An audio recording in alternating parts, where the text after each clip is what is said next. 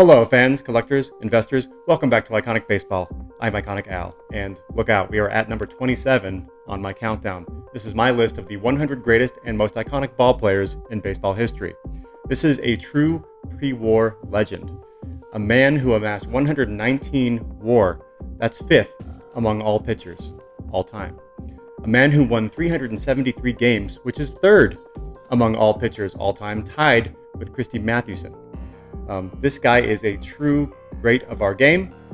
Maybe doesn't get his due, but he is, as Joe Posnanski puts it, one of 6 or 7 pitchers who has a legitimate case at being the greatest of all time. I am proud to introduce the great Grover Cleveland Alexander. Take me out to the ball game. Take me out with the crowd. Buy me some peanuts and cracker jack. I don't care if I never get back. Let me root for the home team. If they don't win, it's a shame. For it's 1, 2, 3 strikes, you're out at the old ball game. The most unheralded in proportion to what he accomplished, in the words of the people who played with him and against him, is Grover Cleveland Alexander. He had been a great pitcher as a young man and had to overcome a lot of physical problems. He was an epileptic and was a very heavy drinker, and that also could be a problem off the field. All the old-timers I have talked to all my life put Walter Johnson and Grover Cleveland Alexander in the same category, the top 2 right-hand pitchers. Alexander, some people think, the best pitcher ever. It's suffice to say that if he was not the greatest of all pitchers, there was never anyone who was better. I guess the most memorable thing in his career came very late in his career, in 1926 in the World Series against the Yankees. The 7th game of the World Series, which is always a romantic event, is started by Jesse Haynes, a knuckleball pitcher. At the bottom of the 7th, the Yankees load the bases, 2 out. Haynes can go no further. His fingers are bleeding from throwing that knuckleball. Haynes will be relieved, and I can't tell who's going to come in. It is going to be Grover Cleveland Alexander. Old Pete will come on. He said there were younger men in the bullpen, fresher arms. In the 6th game, he pitched a complete game victory to even the series at 3-3 for the St. Louis Cardinals. This was a legend. Walking in, it's a gray afternoon, Yankee Stadium, walking in out of the mist. This was the man they believed in. Old Pete will come on. The veteran Alexander will try to put out the fire here in the last half of the 7th inning. Again, the runners take their long 2-out bases-loaded lead.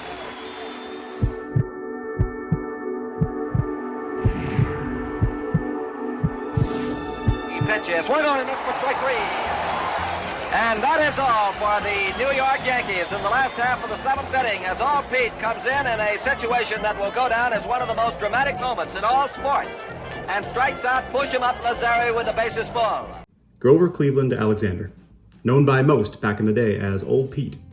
He was named after President Grover Alexander, after being born during his administration. By every metric, this guy was one of the top 5 pitchers in baseball history. He compiled a record of 373 wins, 208 losses. His ERA was a ridiculous 2.56. A whip equally as ridiculous, 1.121. He struck out 2,198 batters, which for his time was extremely elite. He led the league in strikeouts 6 times. He holds an NL record to this day with 90 complete game shutouts.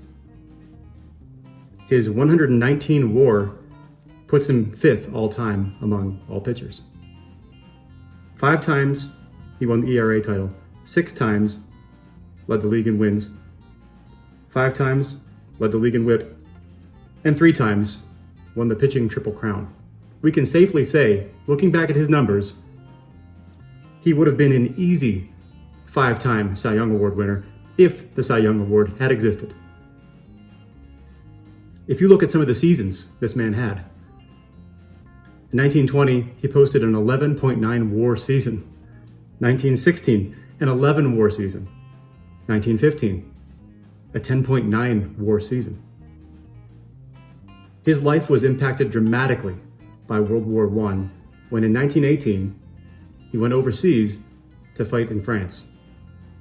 He suffered what many referred to then as shell shock and came back a changed man. He dealt with alcoholism, seizures, and lost his hearing in one ear.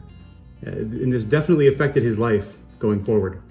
He had a very complicated, troubled, and tough life despite the consistent brilliance of his numbers. Grover Alexander is most known for his performance in the 1926 World Series, a World Series in which his Cardinals faced off against Murderers Row and a mid-1920s Yankees team that included Lou Gehrig, Babe Ruth, and Tony Lazzeri. In this World Series, he threw 20 1/3 innings, including 2 complete games, going 2-0 with a 1.33 ERA, a 0.787 whip, and striking out 17. And the clip earlier in this video showed him striking out Tony Lazzeri to end a bases-loaded jam. However, that clip didn't mention that he would go on to pitch 2 more innings to close out that game and secure the Game 7 victory for the Cardinals. So just an epic performance by the 39-year-old Grover Alexander in that series. Grover Alexander is not known by many mainstream baseball fans, nor is he appreciated in the hobby the same way that Cy Young, Walter Johnson, and Christy Mathewson are appreciated in the hobby. I think part of the reason for that is the era in which Grover Alexander played. Being mostly late teens and 20s, he was not included in the T205, T206, T207 tobacco sets, nor was he included in the Gowdy gum issues of 1933 Gowdy, 1934 Gowdy. So he falls in a sort of a dead zone in the history of baseball cards, where you have obscure releases, food issues, strip cards, these cards that came out in the 20s, which are much more obscure, harder to track down, very low population, harder to identify. They aren't cards that most lay fans know about. That's one of the reasons I really enjoy this era, because you really have to do some legwork to figure out what sets are out there. How can one obtain a playing days card of a guy like Grover Alexander or a George Sisler, who played in a similar era? Some of these guys really fly under the radar because of the era they played in. I am extremely proud to introduce my 1928 W502 Grover Alexander. A really nice example of this hand-cut strip card. This came from a set of 62 during the twilight of Old Pete's career. This is graded in an SGC4, which is a really nice grade for a card from 1928, and has a lot of character. These cards generally were distributed with text on the back reading either 1-bagger, 3-bagger, or home run. I'll put an example of the Babe Ruth up here, where you can see on the back this one could be redeemed for a sponge ball or sponge baseball if you took it back to the storekeeper, which is kind of cool. So they were sort of designed to be a game or sort of as a redemption. And then there's another variation that were blank back. So this happens to be one of those blank backs, which, as the populations indicate, seem to be a bit rarer than the text back versions. So this is a blank back version of this card.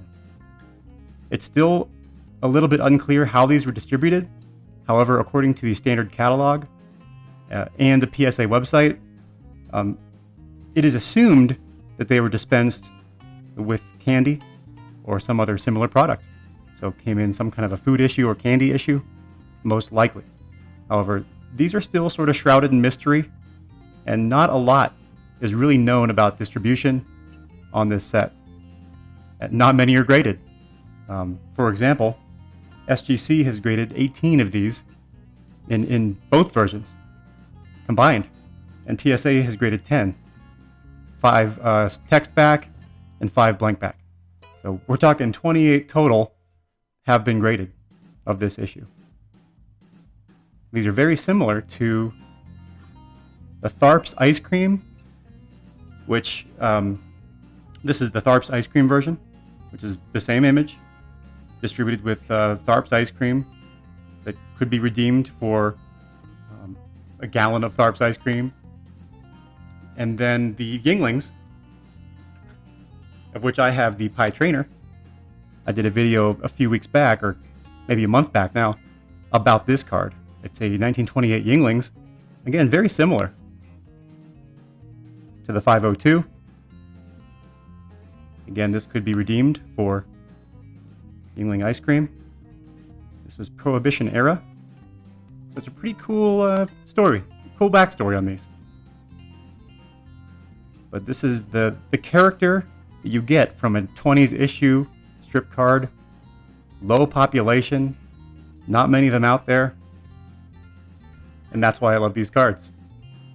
It's the history behind them. Thank you so much, everyone, for joining me on this video and for following along in the countdown. And until next time, keep collecting and stay iconic.